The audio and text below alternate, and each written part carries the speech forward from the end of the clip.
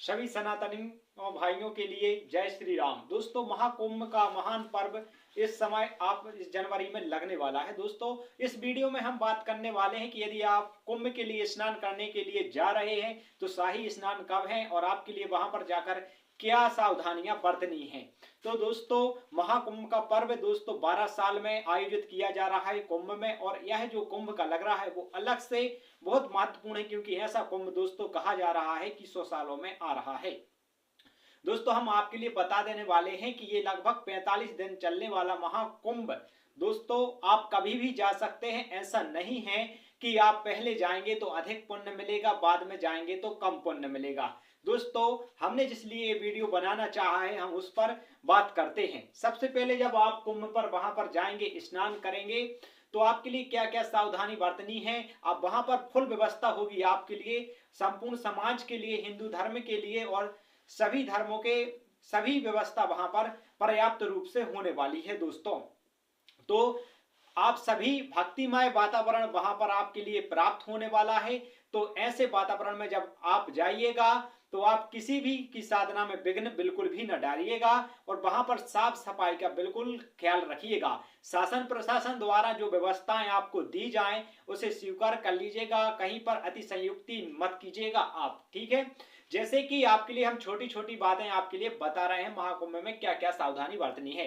जैसे कि जब आप स्नान करने जाते हैं तो वहां पर आप साबुन, शैम्पू या किसी भी प्रकार का जो केमिकल है उसका इस्तेमाल ना करें, क्योंकि साफ सफाई वहां पर बहुत महत्वपूर्ण है। आपको विचार करना होगा उस जन के लिए साधु संत कितनी पवित्रता से ग्रहण करते हैं। इसीलिए दोस्तों आपके पवित्र बनाए रखिएगा।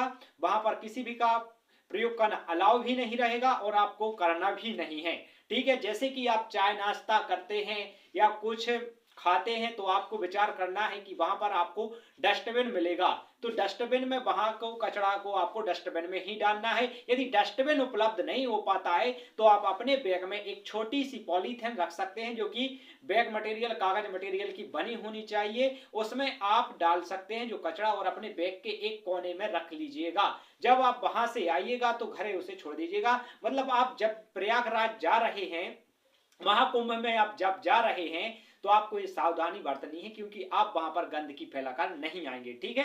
तो क्योंकि ये 45 दिन कुंभ लगेगा, आप दूसरे दिन को जाते हैं, तीसरे दिन को जाते हैं, तो आने वाले जो हमारे हिंदू धर्म के साधु संत हैं उनके लिए फूल वहां पर उपस्थित होना चाहिए। ऐसे में आप आपकी जैसे कुरकुरे खाए आपने तो वहां आपने जिलेटिन डाल दी तो अच्छा नहीं होगा दोस्तों। आपको देखकर एक व्यक्ति और डाल देगा। इस प्रकार का माहौल बिल्कुल भी ना बने, इसके लिए आपसे हाथ वहां पर साफ सफाई के लिए बहुत महत्वपूर्ण योगदान आप दीजिएगा। यदि आपके लिए हो सके, यदि हो सके आपको शर्म ना लगे, वहां पर कचरा डरा दिखे तो आप उसको भी या डस्टबिन में डाल दीजिए या यहाँ पर कोई भी प्रकार से उसका उपयोग कर दीजिएगा, जिससे वहां पर अनार्थक वो फैला ना रहे, ठीक है।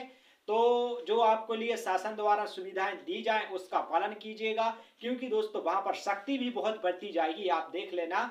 क्योंकि वहां पर जो योगी आदित्यनाथ है उनके तत्वाधान में वहां मेला की जो देखरेख है सब कुछ हो रही है, तो वहां पर बहुत अच्छी सुविधाएं आपको देखने को मिलेगी। रहने खाने पीने की सब कुछ अधिक से अधिक फ्री सेवाएं भी आपके लिए मिलेगी।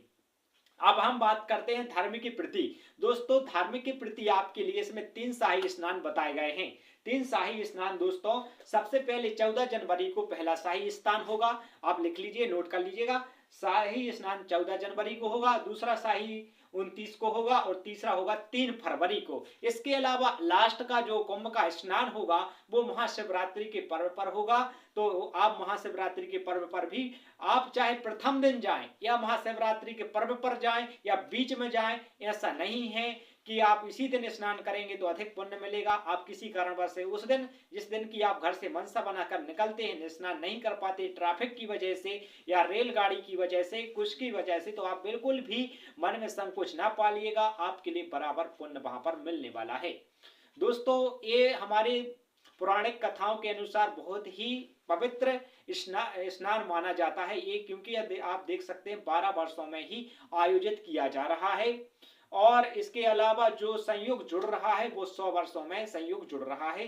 तो आपके लिए बहुत सावधानी बरतनी है अपने व्यवहार पर। नियंत्रण करें, वहां पर आप किसी पर भी क्रोधित ना हो, जो सुविधाएं मिले उसी में खुश रहें। ठीक है दोस्तों, क्योंकि आप जब बाद में जाइएगा तो अच्छे से स्नान कर लीजिएगा।